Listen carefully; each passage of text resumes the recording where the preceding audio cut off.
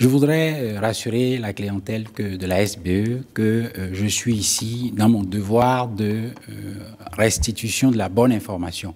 Le client de la SBE est roi, donc a donc besoin d'être considéré et qu'on lui apporte la bonne information. Je rassure que nous ne sommes pas du tout dans le délestage.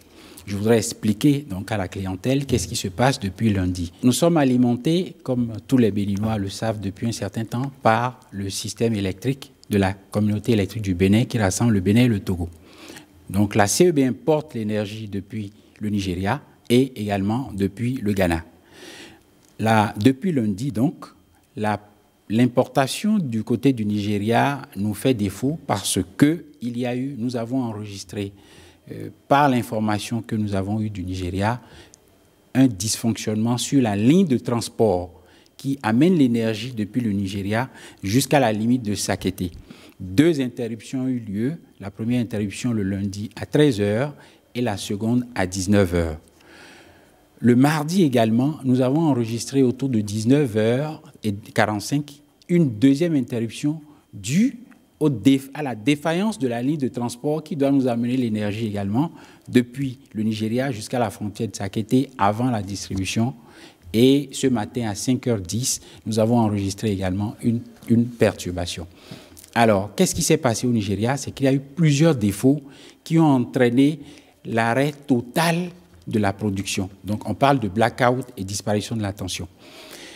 Et ce matin, justement, les perturbations répétées que nous avons connues au niveau du Nigeria ont affecté une grande centrale qui produisait plus de 1000 mégawatts. Et donc, cette centrale a fait écrouler le réseau à 5 h du matin. Mais qu'est-ce qui est important? Vous pouvez remarquer que lorsque le réseau disparaît, ça ne fait pas plus de 45 minutes. Donc, la SBE et la CEB ont pris les dispositions. Lorsque l'importation du côté du Nigeria disparaît, on remplace par le côté du Ghana et ensuite les nombreuses capacités de location. Donc, les 180 mégawatts de production, de capacité de location qui sont sur le territoire national, se substituent à la part qui a disparu pour alimenter nos clients.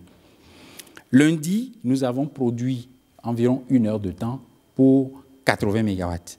Et mardi à mercredi, à la disparition à 20 h, nous avons démarré nos capacités de location pour 110 mégawatts pour compléter le manque qui venait du Nigeria parce qu'on a complété l'importation qui est venue du Ghana et nous avons produit de 20 h jusqu'à 5 h du matin 110 mégawatts de nos propres capacités de production. Donc c'est pour vous dire que nous veillons au grain. Chaque fois qu'il y a une disparition, les capacités de location se mettent en ligne pour pouvoir compléter et pour pouvoir alimenter la clientèle. Si ce n'était pas le cas, on serait dans le délestage sec aujourd'hui. Pas en phase de situation de délestage grâce à l'action du gouvernement qui a consisté à immobiliser sur notre territoire des capacités de location jusqu'à 80 mégawatts et qui ont d'ailleurs tourné hier depuis 20 h jusqu'à 5 h du matin.